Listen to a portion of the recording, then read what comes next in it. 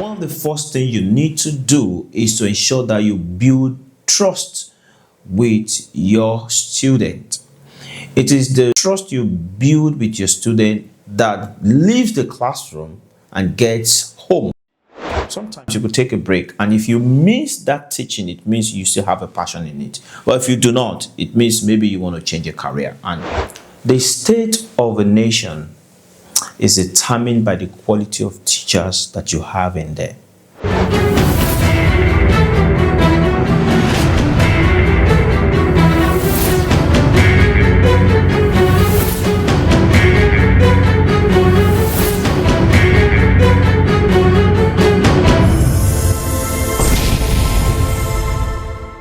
Thank you for having me on this platform, and my name is Adola Aduli. My classroom name is Pikam, Mr. Pikam. Yeah.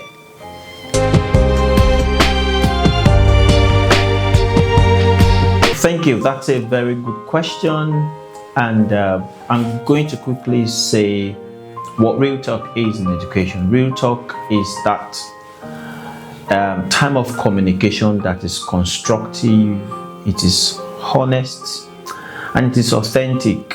I mean, it is real. It's a time when students will feel heard, like they can hear, they can feel that my teacher is listening to me. And it's a time that you can help to shape on the ideology that a student carry. I would also want to say that it's not a time to shut your student down or make it a lecture conversation. It's a time where both teacher and students have communication. They speak, you listen, you speak, they listen.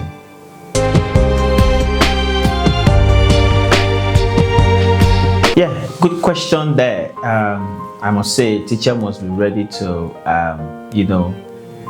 ready for all things. So one of the real talk moments for me is that time when one of my students said to me that education is a scam.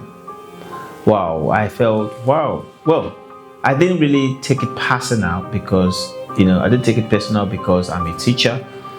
I listened to the teacher. I asked, question that can make him think. And I asked him, why do you think, what makes education a scam? What is it that you are learning that you think is not useful to you in classroom and all of that? And those questions were the real talk conversation for me between myself and the student, because those questions really push out a lot of things. Many of them believe that education is just about learning a subject, teacher coming into your classroom to teach a subject that you're finding difficult to know, or perhaps that you really love to know. But I let them know that education is far beyond the four walls of a classroom. It's far beyond teaching. It's far beyond passing an exam. In as much as those things were there, when you're in education, you will pass an exam. You have to pass an exam. But I made them say that, it's more about learning life skills. It's more about problem solving. That shifted the idea of those many students, in particular that very student. He was able to see that, I'm not in here in this classroom to just learn about the subject. I teach math. I'm just here to learn skills, to develop my skill set so that I can go into the world and become useful to myself and to the community. That change is a game changer for me. That real talk is a game changer for me. Yeah.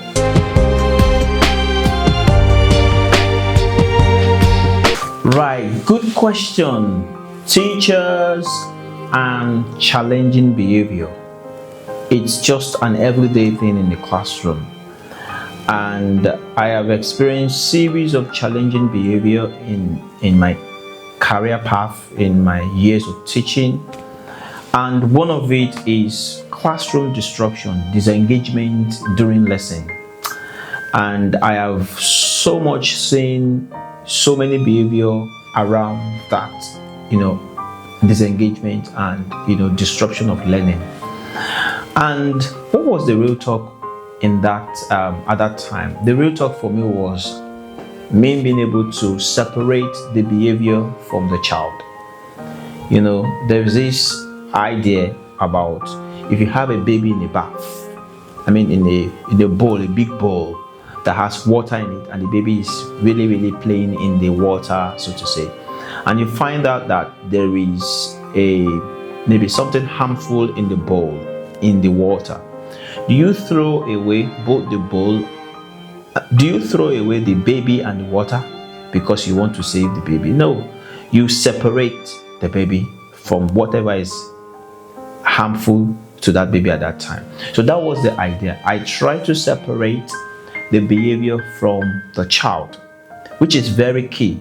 So you must not see a child who is having challenging behavior as the real problem. No, the real problem as a teacher, you must see that is the behavior, and you must be able to know what is the trigger for the behavior, what caused that behavior.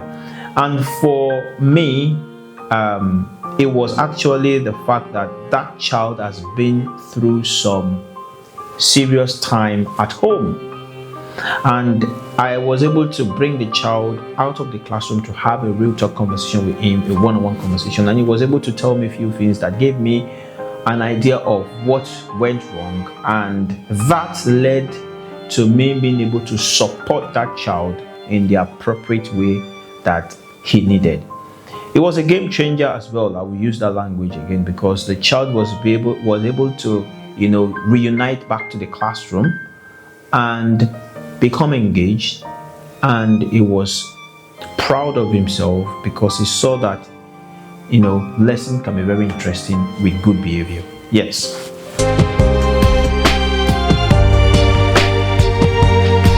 Right, good question. Yes. The beauty of education is the synergy that goes on between the teacher, the student, the parent, and the community. So going straight to this question is the relationship between the parent and the teacher about the student. So one of the go-to area for me is show a higher level of care towards the student. When people care, when people know how much you care about them, they would listen. They want to know how much you want to tell them. They will be open to you. So I ensure that I care for their children while they are with me, while they are, in my classroom. I make sure that they are safe, and I build trust around them. Now, these two things will leave the four walls of classroom and go home. When it gets home, it helps you to then have that honest conversation with their parents. So a parent who had seen how much you care for their wards or their children will be willing to listen to you when you talk to them about the word, and be very constructive about the conversation you'll be having. And also listen to the parent as well. Communication should be two-way. It should not be one-way traffic. It should be two-way. You should listen more and speak less. And when you are to speak constructively, and be open-minded as well.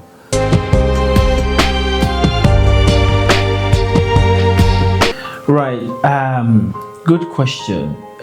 First thing I must say to teachers or colleagues, because I'm a teacher as well, is never to be intimidated.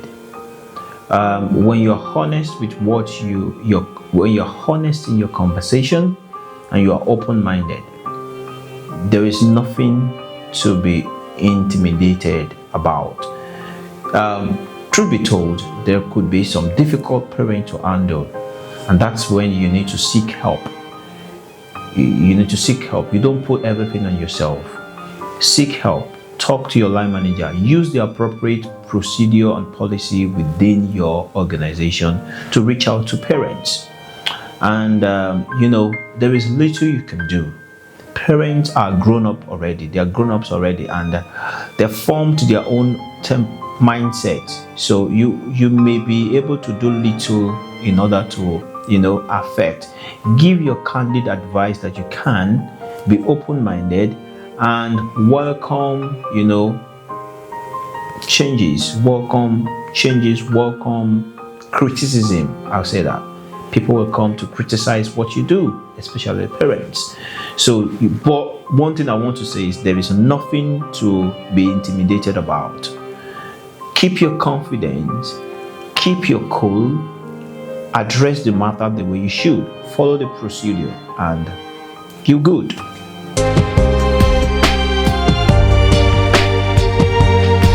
Wow, good question. Yes, because of the peculiarity of the time we are in, we are in the 21st century, and technology is a go-to thing in education. As a matter of fact, in every profession in life, technology is really causing a big wave.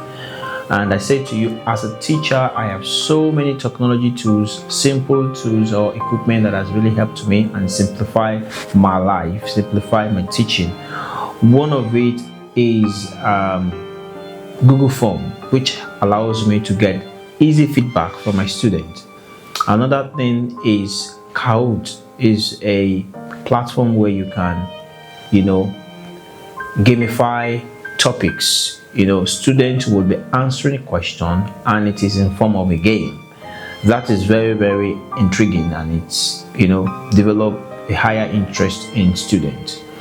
Also, I have Blockade, I have quizzes, I have book creator, and I use some, because I teach math, I use some, math sites that helps me to get easy worksheets to be used in the classroom. So technology is a big thing, and one must be able to use it.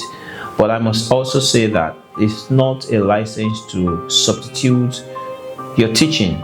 You are still going to be teaching, but you are just using technology as a aid to support your teaching, and that will make life easy for you in the classroom as a teacher. Yep.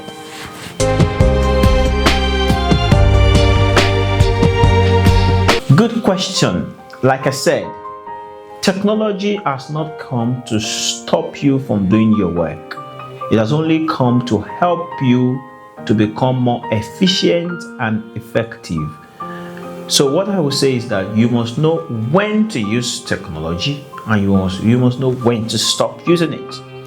If you keep depending, you're going to take away the power of thinking.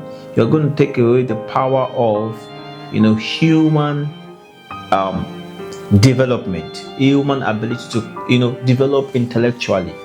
So because what technology will do for you is to, if you depend so much on it, is to make you become a lazy individual, either a teacher or a student. So what I do is to know when to stop using it, and I also know that it is there to support my teaching and not to substitute my teaching.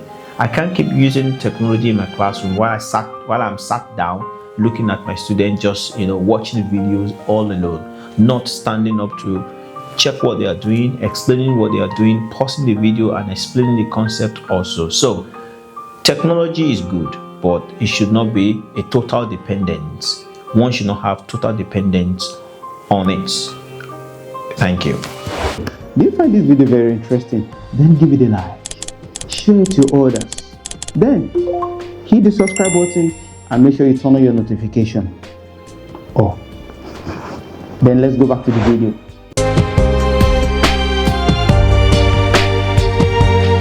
Thank you. Yes, like I would also say, every profession would have a time of burnout.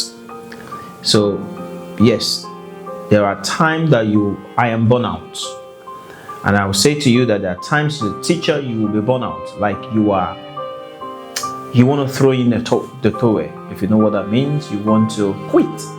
You want to feel you've gotten to your breaking point. Well, so what do? I take a break. I take a break, and I try to simplify my work. You will not always be perfect all the time. You will not always have a perfect classroom all the time. You will not always have a perfect situation all the time. Well, there's some times that it will be good, there's some times that it will be bad, as a matter of fact, being real now. But I take a break and I simplify whatever I want to do. Once I simplify it, it helps me to see the most important thing, and that's what I want to achieve. It might be that as simple as making a child take a step. That is key. So I simplify my life, I simplify my work, and also I take break. More so, I play games. I play games with my students in the classroom. I play game when I am at rest, and I mean real game. PlayStation, PS5 is one of the games I play. Even though I get cooked by one of my friends all the time when I play with him, I will send him this video if he sees it. But I play game. It helps me to relax, and and also I read books. Also, on the last note, because of the values that I have carried all my life, I pray.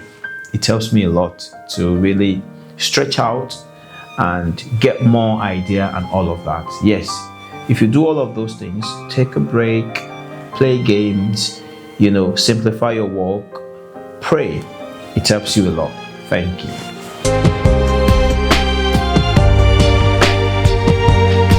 This is so much a good question, because every teacher would have a time like this, should have a time like this. So, the time where I call that moment the haha moment. What do I mean? That time where you made your student see, appreciate learning, come to the point of learning. It might not be big, so to say, but the point where you are able to make your student feel, oh yeah, that moment brings a lot of joy to me. More so, I'm going to share this practical experience. While I was getting into teaching mathematics in my previous place of work, there is this young student, there's this student in my class who, before I became her math teacher, had lost interest in learning math. She had lost interest. She goes home every day to complain about math is difficult. I don't want to do math. Is there no way how math can be taken off my syllabus and all of those things like that? So fortunately for me, the teacher our very teacher relocated and resigned from that workplace. So I was asked to come in to teach that class. So how I started the class was the game changer for me. How did I start the class? I started using storytelling. I introduced the topic using storytelling. It was a fictional story, but it captivated the whole class, and I got the attention of everyone in that class. And I started teaching and I taught the class. Do you know that was the very class that changed the student life? This very student, she went back home to tell her mom that, oh, I think I love math now. I want to do math. There's this new teacher in my class that is teaching me math now. It so much make math so easy for me. I want to learn math. It got to a time that I was being discussed on the parent teachers platform meeting, on the platform, WhatsApp platform. Someone had to screenshot the conversation and sent it to me that, oh, you've done magic. And the next few months, the parent of that child was looking for me. I remember walking down into the school that very morning, and she was coming in to drop the child, and I just heard the honk of the car beeping behind me, and I looked back and it was, we want to get your attention. Can you please come? And she pulled down a camera, and she pulled out what's it called? She opened the door and she was like, thank you, Mr. Aduli. Thank you, Mr. Pikam. You've done a magic in the life of my child. She is now wanting to do math, all of that. I felt huge joy in my heart that day, because I made a child take a step, and the step lead to many steps, which then I believe I will check back on her today, she would have made good grade in her math. So that moment keeps going with me. It's one of my best time, making a child take a step in whatsoever they want to do. That's it for me. Thank you.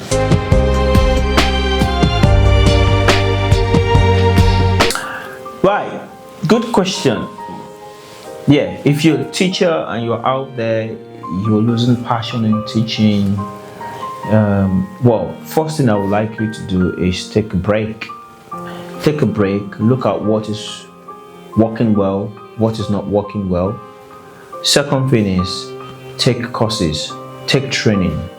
Training can be a magic. Train. I remember how after attending a training by White Rose, it's fueled. I've never had a time where I've had difficult time anyways, and I've had time that I feel, well, just want to continue teaching in this very area, country that I am present in. So after that training, it's fueled me up. Training can develop, can rekindle the passion in you again. So go for training, learn and unlearn. There are things you might be doing that might have overstayed their welcome. It's not effective any longer. So you need to unlearn those things and learn new things. You need to really meet the need of the students that you have at hand now. Students will not keep being the same persons that you have been teaching, so they will be changing over time, and you have to really meet up with their needs. We are in the 21st century, and then we must be able to arrange or plan our professions in tune with that century, if you get what I mean. So I said take a break. I said during that break, learn, take trainings, unlearn as well. Do not just learn, unlearn. There are some things you have to uninstall in your system as a teacher, if you get what I mean. Unlearn. Check your pedagogy, we call it method of teaching. Check it if it's still in tune, if it's still recent, if it's still valid and valuable to the century we are in.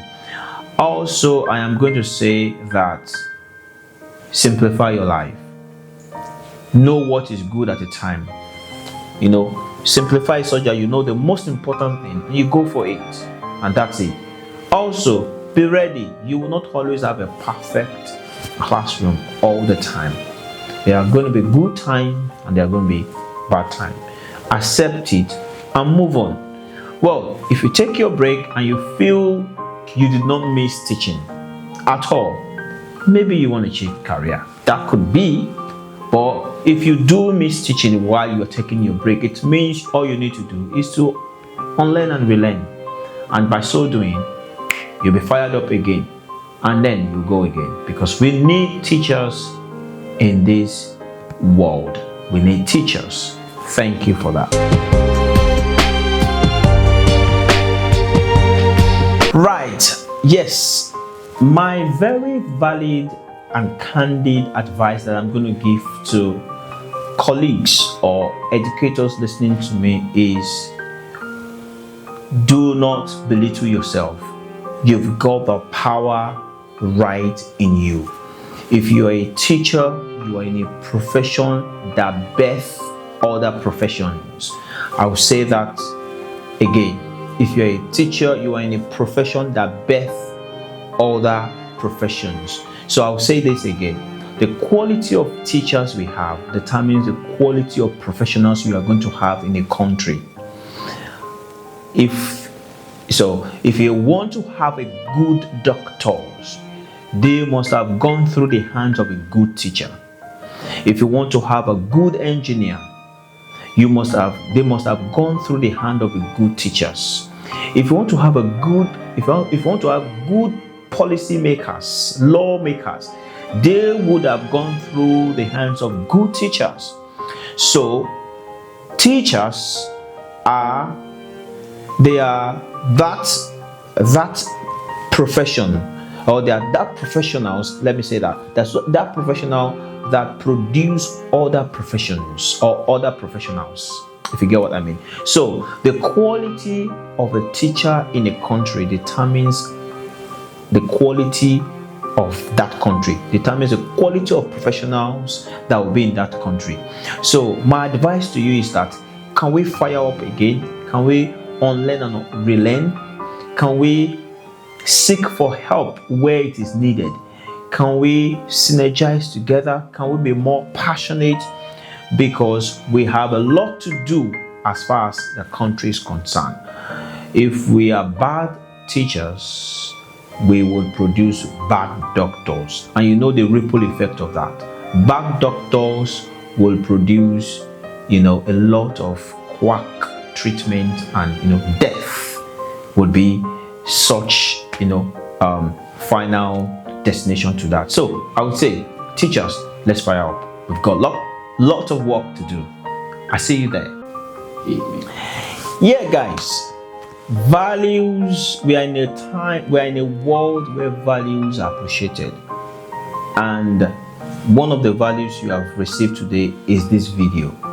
And I want to tell you that, please comment, like, subscribe, and share with others, especially any teacher that you know this can help.